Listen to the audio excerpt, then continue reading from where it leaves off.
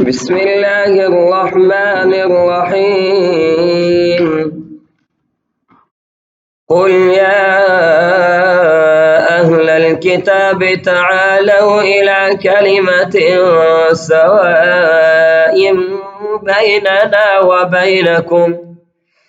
بيننا وبينكم ألا نعبد إلا الله ولا نشرك به شيئا ولا يتخذ بعضنا بعضا أربابا من دون الله، فإن تولوا فقولوا اشهدوا بأننا مسلمون.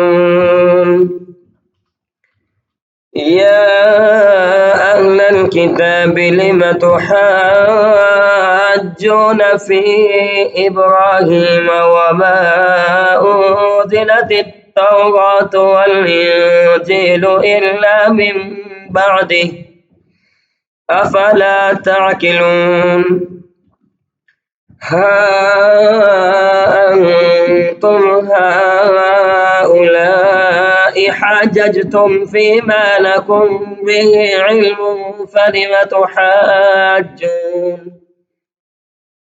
فلم تحاجون فيما ليس لكم به علم والله يعلم وأنتم لا تعلمون. ما كان إبراهيم يهوديا ولا نصرانيا ولكن كان حنيفا مسلما وما كان من المشركين. إن أولى الناس بإبراهيم للذين اتبعوه وهذا النبي والذين آمنوا والله ولي المؤمنين. ودت طائفة من أهل الكتاب لو يضلونكم وما يضلون إلا أنفسهم وما يشعرون.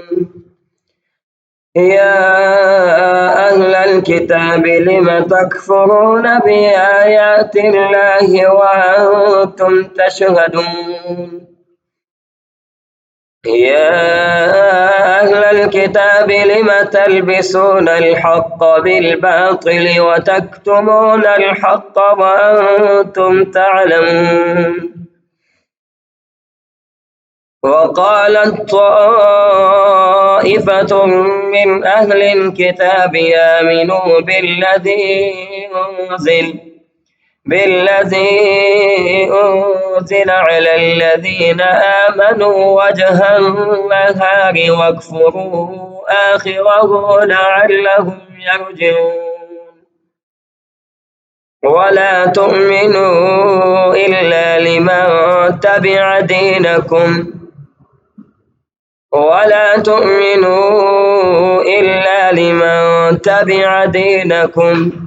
قل إن الهدى هدى الله أن يؤتى أحد مثل ما أوتيتم أو يحاجوكم عند ربكم قل إن الفضل بيد الله يؤتيه من يشاء والله واسع عليم. يختص برحمته من يشاء والله ذو الفضل العظيم. ومن أهل الكتاب من إن تأمنه بقنطار يؤديه إليك ومنهم من إن تأمنه بدينار لا يؤديه إليك إلا ما دمت عليه قائما ذلك بأنهم قالوا ليس علينا في الأميين سبيل ويقولون على الله الكذب وهم يعلمون. بلى من أوفى بعهده واتقى فإن الله يحب المتقين.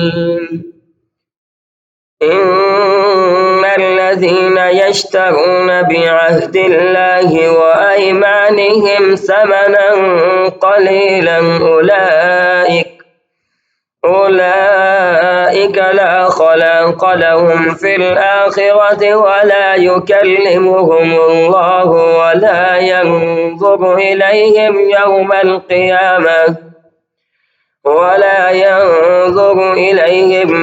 القيامة ولا يزكيهم ولهم عذاب أليم.